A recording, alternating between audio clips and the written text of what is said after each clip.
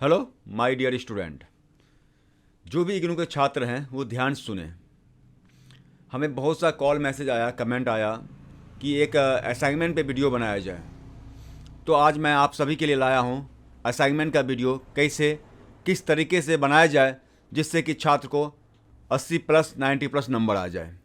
तो उसके लिए ध्यान दीजिए स्टूडेंट। बहुत लोग गलती करते हैं असाइनमेंट में कि कैसे लिखा जाए, कैसे क्या किया जाए, कैसे जमा किया जाए, क्या क्या चीज़ लगता है। उस पर मैं आज पूरा डिटेल में आपको बताने जा रहा हूँ।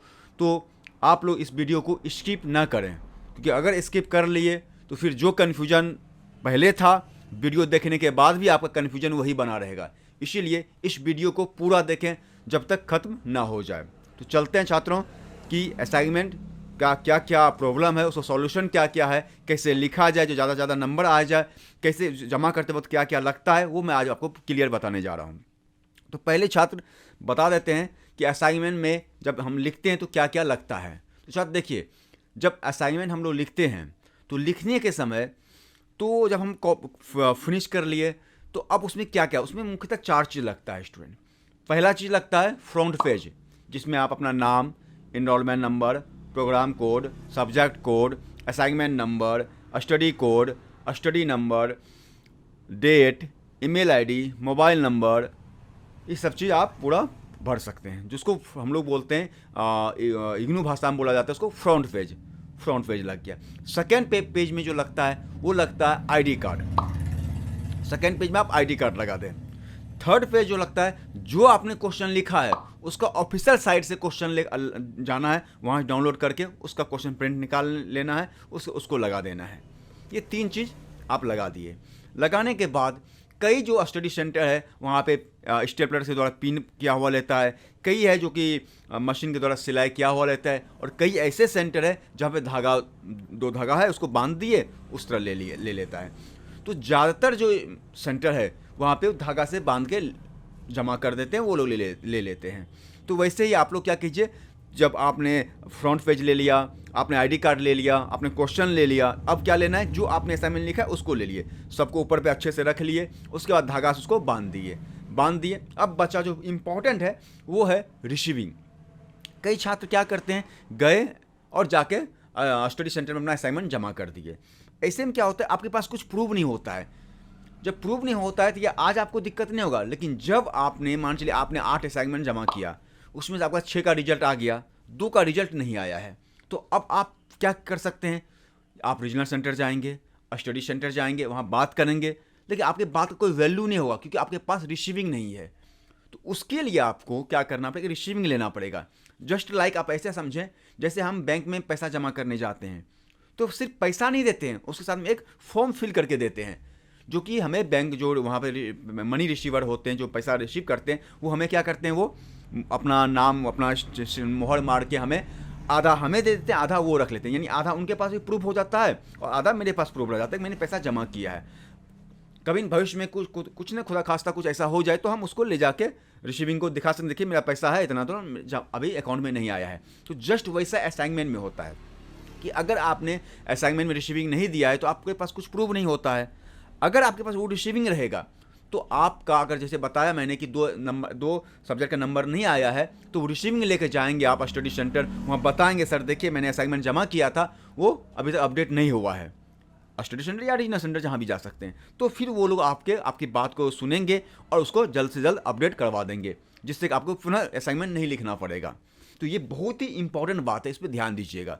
तो रिसीविंग ले लीजिएगा। रिसीविंग में क्या होता है, रिसीविंग में क्या लिखना चाहिए, देखिए जैसे 8 सब्जेक्ट है, मान के चलिए हिंदी है, तो जैसे BHDC 101, 102, 103, 104, BEVAE 181, BHDA 182, BPAG 171, BPAG 172 है मान के चलिए। तो आप उस जितने भी कॉलम सब में वो चीज़ लिख लेंगे, जो हम पार्ट 1 में लिखेंगे वही हम पार्ट 2 में लिखेंगे, उसको जमा कर देंगे। ये हो गया असाइनमेंट का फ्रंट पेज, या असाइनमेंट जमा करने से पहले क्या क्या चीज़ लगती है आप अच्छे से जान गए होंगे। तो अब हम चलते हैं असाइनमेंट कैसे लिखा जाए। आपने जमा तो कर दिया, लेकिन जमा करने से पहले क्या होगा, कैसे लिखा जाए।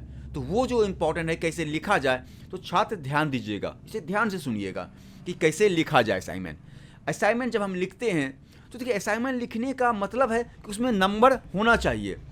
असाइनमेंट लिखने का मतलब है कि नंबर होना चाहिए और ज़्यादा नंबर होना चाहिए। सिर्फ ऐसा नहीं कि हम रूटीन के तहत असाइनमेंट जमा कर दिए, मेरा हो गया काम, ऐसा नहीं। उसमें नंबर आएगा तो आपको आगे जो है रिजल्ट में बहुत ही ज़्यादा प्रॉफिट देगा, बहुत ही ज़्यादा बेनिफिट देगा। तो असाइनमेंट जब लिखते हैं तो उसमें कुछ बातों का ध्यान दें जो मैं बताने जा रहा हूँ। तो पहला बात है ये कि असाइनमेंट लिखते समय आप 3 कलर का यूज कर सकते हैं, पेन का 3 कलर का पेन का यूज कर सकते हैं।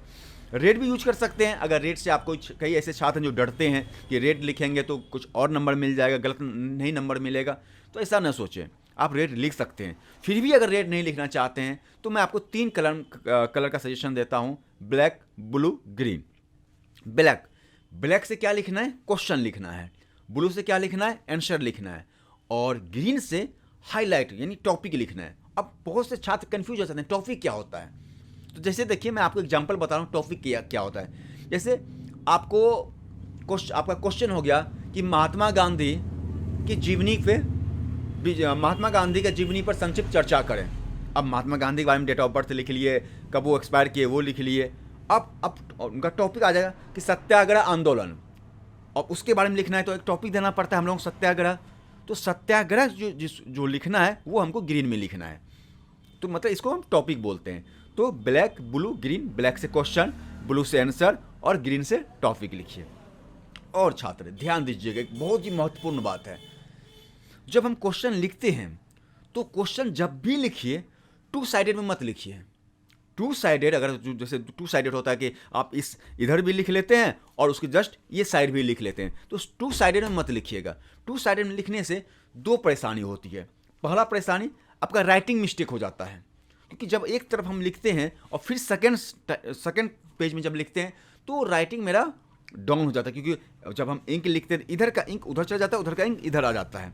तो पहला जो हमारी फॉल्ट होती है वो हो जाती है, नंबर उसमें कट जाती है। दूसरा जो होता है, क्या होता है कि जो एग्जामिनर चेक करते हैं, अब मान लीजिए आपने 10 पेज का क्वेश्चन लिखा, अब 2 साइडेड में लिखा तो 5 पेज का हो गया। 5 पेज हो गया तो मन लगेगा कि बहुत पतला है। अब सब मिला 20 पेज का आपने क्वेश्चन लिखा, एक क्वेश्चन एक सब्जेक्ट का आपने 20 पेज में लिखा।